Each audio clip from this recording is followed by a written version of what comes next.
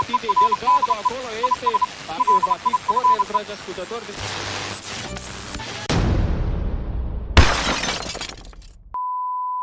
Ready to go, and all right.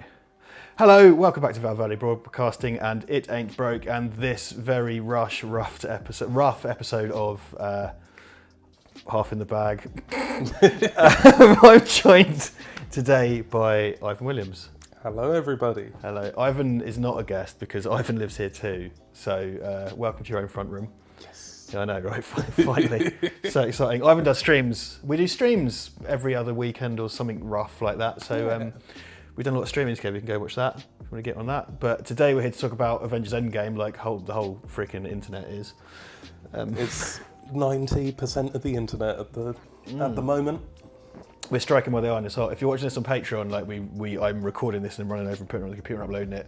Everyone else is going to get it on Monday at 3 p.m. as is standard for us. So, a year ago we had Infinity War, and now we're in with Endgame with the Russo brothers finishing up the 11-year Marvel cycle. So, what are your thoughts on Avengers Endgame? Well, I would say if I can get it down to a sentence, which would be a 5-letter word. Right. It's like a big bridge. And it's, as a feat of engineering, it's amazing. Like you say, it's 11 years of films. I dread to even think how many, 17, 18 films? It's more, it's in the 20s, I think. Jeez. Yeah, I think it's surpassed like Bond in a 40-year period, like it's 20, I think, I might be wrong. But it's amazing that they've been able to engineer a film that, flows nicely and pretty much everyone gets a shake at the stick. I guess we'll get into that later on. But very impressive indeed. Yeah, I liked it a lot. You mentioned the bridge thing the other day, and I said it's like the Clifton Suspension Bridge of films, which is a very specific Victorian engineering joke for the boys and girls at home. I liked it a lot. I liked it more than Infinity War. I liked it more, and my reasons are thus. Future Richard will have already put a time code for when the spoilers start, and we'll just get into that naturally, I think. Cool. But I liked it more than Infinity War because I think it's a tighter story. It's a tighter and more intimate story, and I felt that it focuses down on the kind of core Avengers with a few extras, and they have clearer objectives. I think the first one was a bit messy because it had to cover all the characters who hadn't been snapped out of existence yet into this whole thing. Yeah. I think as a result, like the Clifton Suspension Bridge, it's this marvel of engineering. But I think to be as big as it required some compromises in the filmmaking, and I think there is some flawed filmmaking in it. But then again, no one's ever made a 24 film cycle in 10 years and then mashed all these characters together from disparate screenwriters and directors into one film in one go before. So I think that's excusable. If your film, for example, was about 2 major pop culture characters that only had one film behind them, and then that film was 3 hours long and had loads and loads of weird technical errors and didn't hang together. Oh wait, we had that. It was called Batman vs Superman, lol. What are you talking about? The internet has made it clear that Endgame sucks and Batman v Superman's the best. It is true, and people have voted by their feet by not giving Endgame the ability to make $1 billion in a week or whatever the fuck it's doing right now. I think roughly at the moment it's broken the 600 million so far. Yeah. So that is crazy. I mean, it's Saturday and technically came out Wednesday or Thursday, so we're not even there yet. Bottom line, I would say then let's get this non-spoiler shit out of the way so the boys and girls who haven't seen it yet can go off elsewhere. I thought it was better than Infinity War. I think it's the same kind of level of filmmaking. It's a huge kind of VFX spectacular. I thought all of the performances were really strong across the board. I thought the humour landed really well. I thought there's lots of the emotional core of it worked really well. It lives up to its stakes in a lot of ways. The film has consequences. And despite it being 3 hours, I felt it spent its runtime very well and I enjoyed basically all of it. Yeah, I think that's very true, especially the 3-hour runtime. It doesn't, at no point was I kind of looking at my watch going, really good. I think considering where Infinity War ended, the story went in a kind of interesting direction and didn't feel like you're kind of being walked down a lane where it's like, oh yeah, this will happen, this will happen. Yeah, no, really impressive indeed. But but got issues, a few. But once again, really nice kind of comic writing, really nice emotional stuff.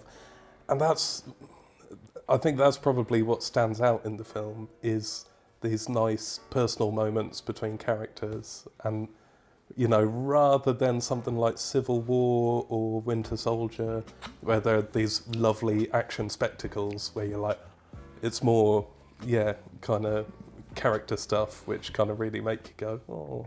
Yes, and they capitalised on that by putting the characters at their lowest ebb, which is not a spoiler, it's kind of how it's set up. So go and see Marvel Studios Iron Man 25, or whatever this is. I made that joke last year, I've got to say. But hey, let's recycle it. We're on a new channel now, so why the fuck not? I mean, advising someone to go see Endgame is sort of like saying, try drinking milk, have a sandwich. Like, everyone's already fucking done it. Got Endgame. Everyone's got Endgame, to the tune of $1 billion in a week. So there you go. The spoilers will begin now. So if you're sensitive to such things, haven't seen it that's you. We're saying go watch it. We're going to get into it for the next kind of 25 minutes. So there you are. This is how it ends, by the way. We've put a subtle spoiler here. So I couldn't get any clips of this. So past Richard went to Adobe Premiere before we recorded this, and I've laced up clips of the trailer. So even if you're feared of seeing spoilers from you've watched the trailer, there are going to be clips of the trailer over this. So there you go. That's all we can kind of do for this one. Well, where to start? Big consequences here. It's 3 hours long. Obviously, there are major character deaths. Which we know. There are let's not mess around. There are potentially universe-breaking consequences in that they literally invent a time machine, which I was very, very happy with, because fuck it. I think if you're going to question the kind of the verisimilitude of this film, you can use Natasha Romanoff's line from it. That is, I get emails from a raccoon. That's where it's at. I know when Favreau started out on this, he was trying to make, the Iron Man universe was supposed to be a more kind of techie, realistic take, as was the trend. But that slowly, by the time you get to Thor, that's done. Yeah. You know what I mean? Fucking Asgard and stuff. So, no, definitely. They Ant-Man comes out of the quantum bunghole, and they use and they make a time machine, and then we get a kind of Back to the Future 2 scenario where they revisit old stuff from previous key moments in the Marvel universe, which I enjoyed very much. That was really nice seeing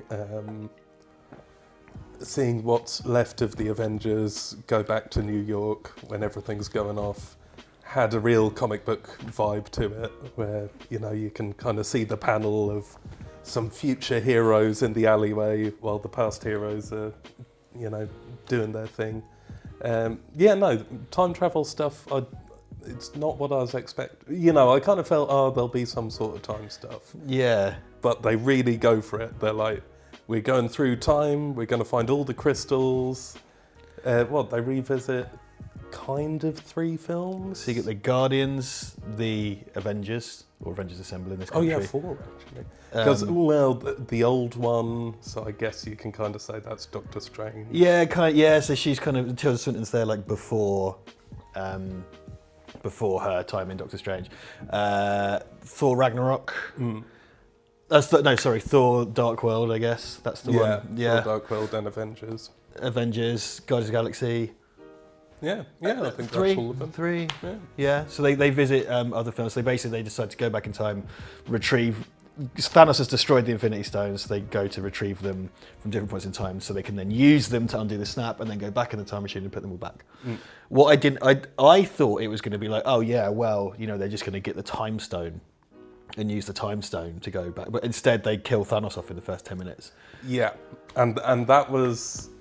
Yeah, I didn't expect the death of Thanos. That was, once again, Thanos has gone to his garden planet and he's chilling out. He's made the Scarecrow out of his armour. That's all proper Jim Starlin, and not Infinity War, I guess. Not Infinity Gauntlet. I guess it would be an start of Infinity Marvel, War. Ivan knows more about Marvel than me. That's just a fact. I don't read. I've read barely any Marvel comics, and there'll be someone who didn't like my Iron Man 3 review 5 years ago, like, I knew it! It's like right now. But Ivan's actually read this stuff, and I haven't, so I think that's a good reason. I should have started the review with that. But I was surprised when they killed him off, like saying first 10 minutes, I was kind of thinking, oh, okay, Thanos is dead, they're going to do Infinity Stone stuff, and then we'll have some sort of new big bad that's going to come in. That isn't how it works. They end up, Thanos from the past comes along, realises what they're doing, and is like, oh, I can get all the gems now. This is, fantastic. Yeah. And I thought how that's kind of set up with Nebula and the sense of peril is really nice. You're kind of sitting there going, oh no. They have this great plan and now it's all gone to shit. Like it's all fucked. It's like, oh God. Yeah, because that was like, that's that sort of sublime pain when you want, it's kind of like, oh, I don't want it to go wrong. But it's like, that's the jelly part of your brain, because there's no fun watching something that is going to pan out. So yeah, I was quite happy with that because I didn't want it just to be cops and robbers with Thanos for the whole film. So Thanos comes back, but they kill him and they get like a tougher, meaner Thanos because the kind of 2014 Thanos, who looks very like the 2018-19 Thanos. Shut up! It doesn't look like the fucking big purple people eater from the end of Avengers, put it that way. Yeah, he realises that eliminating half of the people won't work, so he has to eliminate everyone. So there you go, and he comes back and he's kind of more lethal, and obviously then Gamora is still bad, and Nebula, we have bad Nebula and good Nebula and stuff. And well, that's what's quite interesting, because I guess like the first third or first half of the film, it's a lot of Nebula and Scott Lang. You know, in a way, they're kind of the lead characters for that chunk of the film. And, definitely not the two characters I would have guessed. And they get to do some cool stuff. They carry the film in a really satisfactory way. Although they're a good those guys and Rocket are a really good complement to the core team, because basically you're left with the core team and they're complemented by them. And I think it was important that the core team were given their sort of time to shine in it, because the first movie was too busy. I cited a problem earlier, because I really enjoyed this. I really like time travel stuff. It's a big comic book yarn that feels like a big crowd. I was more, if the American comics I have read were more DC than Marvel anyway, and we're both kind of British comic guys anyway for the most part. But I've read plenty of DC stuff with wacky time travel shit, and I was kind of like, yeah, this is the fucking comic book crossover event. It's all, In terms of the flaws in its filmmaking, I think it's something that was obvious in Infinity War as well. But like I cited an example to you last night, which is quite early on. There's a scene when all the Avengers are standing around in the Avengers lab or base, and they're all talking about what's going to go on and what's going to happen, and then suddenly it just cuts to kind of a mid-shot of Banner talking, and it's like, oh, hold on. Like, there was nothing in the establishing shot. Pardon me. I mean, this isn't film breaking, but it's flawed filmmaking in my view. He wasn't established, and there's no dramatic purpose to make his appearance a surprise. That doesn't strike me as an artistic choice. That's kind of, okay, this is 3 hours, 7 minutes. We can afford to lose this shot and this shot and this shot. Because Infinity was a little bit like that as well. Sometimes the filmmaking is quite jarring, but just on pure virtue of being so overstuffed, because look at what it is. I mean, look at what it is, in all honesty. Like, it's this insanely ambitious thing, and no one's ever pulled this off yet. I mean, I don't want to keep getting the boot in there, but this, in theory, should be something that when the shared universe concept came about, I was kind of like, oh shit, there's going to be loads of these. And look what's happened. Look what's happened. Like nobody's really pulled it off to a satisfying degree. Yeah, an insane amount have tried, and they've all failed quite spectacularly. DC, I think you can say, has succeeded, but it's taken a lot of trial and error. I think they succeeded on virtue of being DC, and that people will watch anything with Batman and Superman in, including me.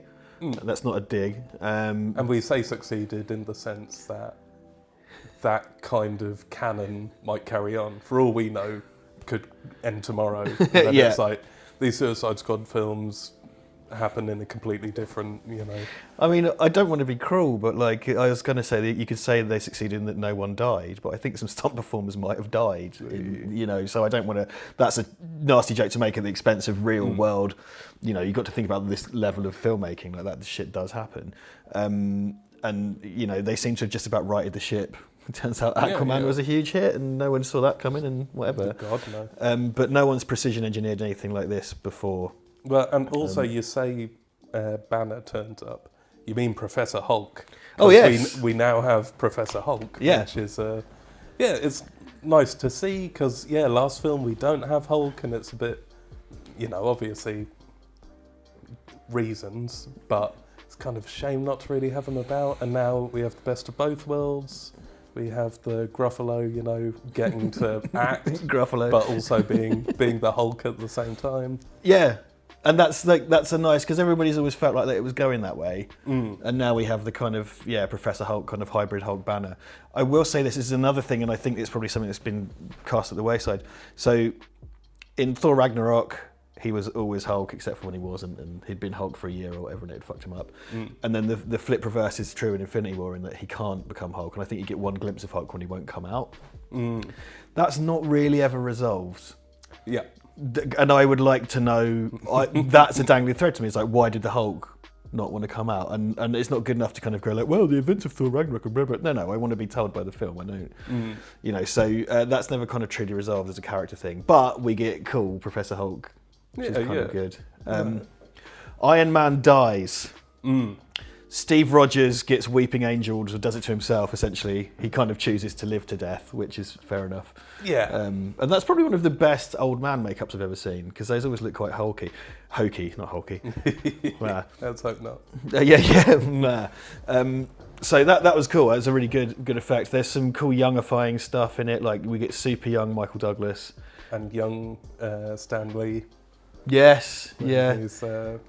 So we get Stan Lee in the 70s looking like Stan Lee in the 90s. The 90s, yeah, with like long hair and stuff, so, okay. Yeah. No, it's, so that Iron Man and Captain America being signed off. Oh, and Falcon becoming the new Captain America. Yes.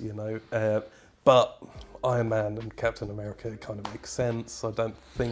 I think those are the ones that we're going to go, if anybody. Like we were saying yesterday, if someone spoiled the film on us and said, oh, Captain America gets a happy ending and Iron Man, dies to save everyone, I don't think either of us would have been like, oh no, you've ruined the film. Yeah. It's like, oh yeah. It's the way in which that happens in the dramatic kind of execution, which, because come on, like Chris Evans, his contract actually expired on the last movie, and he had an additional one to do Endgame, because as if, He must have got crazy money for that. Would have thought so, and it seems that he wants to go into direction now. Yeah, kind of cool. RDJ could do what he want. I think he made what did you say? I think 200 million for these two films. Yeah, so it's like a big chunk of the budget was paying Downey Jr. Fuck, I mean, I love him anyway, but the way dude's managed to fuck his career and save it like twice, and he's like super saved it. Become like the biggest star in the world. It's like that Michael Caine quote where he's like, I haven't seen, Jaws 4. I've never seen Jaws: The Revenge, but I saw the house it built and it was very nice. Yeah, and Robert Downey Jr. can say the same, but I've seen The Island. I've seen the small nation state. I've seen the space station it built. It's very nice. Everyone comes back to life. Yeah. Everyone comes back to life apart from Vision and Gamora. Yeah. Anyone else? Well, Gamora kind of does. Yeah. We get time displaced Gamora. Yeah. Past Gamora is in the film a fair bit, and we get to see some character stuff. Vision, I'm pretty sure, doesn't even get named at any point in the movie. Yeah, what is it? I think the way you phrased it was Scarlet Witch insinuates him once, but no one even mentions him. Which, is... Well, this is what I'm talking about. These are the things that I think have been lost in the crush, because it's insanely vast, and that's symbolised by, yes, it ends in a big, massive battle, because of course it does, and these things always do. It's kind of symbolised there, but so Vision isn't mentioned. old man Captain America comes back to hand the shield off to Sam, doesn't even speak to Bucky. Vision's, I think they have like a vague nod where it's like, so see you later then. So, okay. There's all these things that I just think couldn't fit in, and I think those are the deficits in its filmmaking. I mean, in terms of, and this is important, and I think this is the difference between a lot of other such things, and I've cited like the Resident Evil and the Transformers films in this. All of the dialogue, all of the non-verbal acting, all of the action is plainly framed and easy to follow. I don't think it's bland, but at no point in a big way did I struggle to know where I was or what was going on. It's things sort of like when Banner just appears, it's like, well, come on, that's not great filmmaking. But certain other huge budget films have been getting away with far worse for a really fucking long time. Proper crimes. Yeah, absolutely transgressively bad filmmaking. And this never does that. There's a few moments of kind of like, but then it's kind of, you've got to weigh that against the fact that they're pulling off this insanely audacious thing. And it was satisfying. The bottom line is, it was satisfying to watch, and I enjoyed it. And I followed these, and I felt like I got my money's worth. And some brilliant nods, because you have obviously the past stuff, which is quite it's very obvious nods because you're seeing something from the past re-represented. And in fact, I was talking to someone who watched it who isn't a huge Marvel fan, and they were like, "Oh, it made me realise how much I like the Marvel movies, because the feeling I got when seeing those characters back in moments from previous films kind of, got a kind of rush from, which I found very interesting." But then you also have nods into that. So like when they're in New York during the Avengers, you see Captain America get into a lift, and you have the lift scene from Winter Soldier. I love that. And then there's the lovely little Hail Hydra bit. So essentially, and that was a delightfully subtle little bit as well, because that made me chuckle, but it's not like the whole room erupted, but it's like, oh God, because I know the Russo directed it as well, but the same cast are there, like Grillo is there, and Agent Sitwell is there, and even the goons are the same goons, and they stand in the same places, and you're half expecting him to kind of, what is it, I can't remember how he tees up that fight, he's in Winter Soldier, he's kind of like, he says maybe we should watch Winter Soldier later.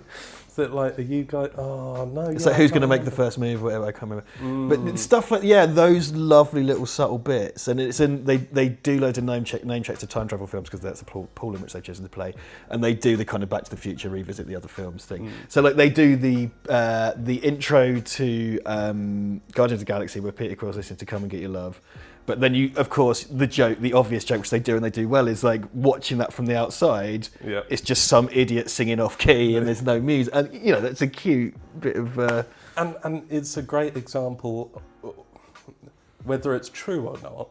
It gives the impression, it shows that you're unburdened by this. Rather than the movie looking like these are creators burdened by everything they have to chuck in, or everything they have to note. It's like, we're having fun with this, and it shows a lightness of touch, and and actually getting it and understanding it and having a knowledge of it, rather than, we've been dropped into this massive franchise, we've got X, Y, and Z that we have to make sure's in it, boom, boom, boom, boom, boom. And the quill bit, it's a lovely little bit indeed. I find I get quite frustrated with, because the bullshit lazy contrarian argument is to be like, oh well, they're all the same and they all do this and they all do that, and it's like, well, you say that, I mean, and they're a mixed bag from time to time. There are ones in the Marvel films that I don't like, but complaining that they're not making, do you know what? Yeah, they're not going to make a documentary about jazz in the Weimar period of pre-war Germany. They're going to make superhero films, and they tend to hang within a certain sort of genre because it's a series of sequels. So of course, they're the same to a degree. But when you have like the Russos or Favreau or whatever, there is a lightness of touch and there's a love that's gone into it. And I hate to be the one like sucking the corporate dick or whatever, but the fact is these things have been created by people that love the source material, and this is very, very evocative of that.